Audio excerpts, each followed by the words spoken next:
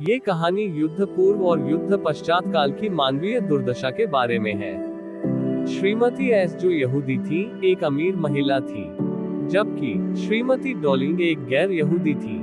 Shrimati S की बेटी लड़की ने युद्ध के दौरान अपना घर और अपनी मां को खो दिया था और अब उसने श्रीमती डॉलिंग से अपनी संपत्ति लेने के लिए वापस आने का फैसला किया था, एक परिचित जिसका पता उसकी मां ने वर्षों पहले दिया था।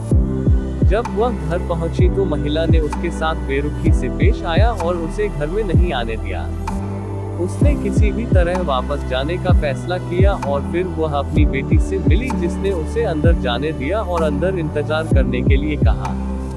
जब उसने सारी संपत्ति अपने सामने देखी तो वह उनसे जुड़ नहीं पाए और घर छोड़ने का फैसला कर लिया। The address lesson explanation। Markovnikov street के नंबर 46 पर रहने वाली श्रीमती डॉलिंग की दरवाजे की घंटी बजने के बाद नायिका का एक ठंडा स्वागत किया गया और श्रीमती डॉलिंग को उसे पहचानने में काफी समय लगा।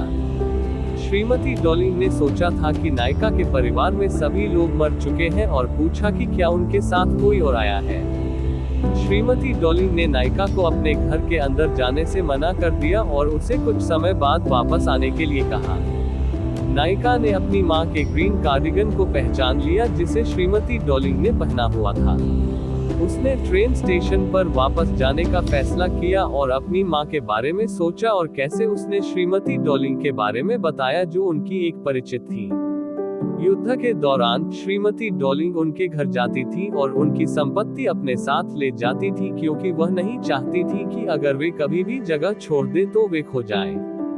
श्रीमती डॉलिंग की पीठ चौड़ी थी। नायक ने अपना सामान वापस पाने के लिए श्रीमती डॉलिंग के घर जाने का फैसला किया। जब उसने घंटी बजाई तो श्रीमती डॉलिंग की बेटी ने दरवाजे खोला।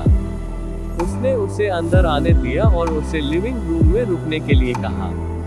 जब वे मार्ग को पार कर रहे थे तो नायिका ने अपने हनुक का मोमबत्ती स्टैंड को देखा, जिसका उन्होंने कभी उपयोग नहीं किया था क्योंकि यह नियंत्रण के बाहर था। जब वह लिविंग रूम में पहुंची तो वह डर गई क्योंकि उसने अपनी मां की सभी चीजों को अजीब तरीके से व्यवस्थित किए हुआ देखा। फर्नीचर बदसूरत था और कमरे से बदबू आ रही थी और इसने उसे उदासीन बना दिया और वह जगह छोड़ना चाहती थी। श्रीमती डॉलिंग की बेटी ने उन्हें एक कप चाय की पेशकश की और नायक ने पुराने टेबल क्लॉथ को देखा जिस पर जलने का निशान था। जब लड़की उसे चांदी का कांटा और चम्मच दिखा रही थी जो वास्तव में नायिका का था, वह कूदकर घर से बाहर चली गई। उसने उस जगह पर दोबारा नहीं जाने का फैसला किया क्योंकि यह अतीत की यादें वापस लाता है और इसलिए उसने पता भूल जाने का फैसला किया।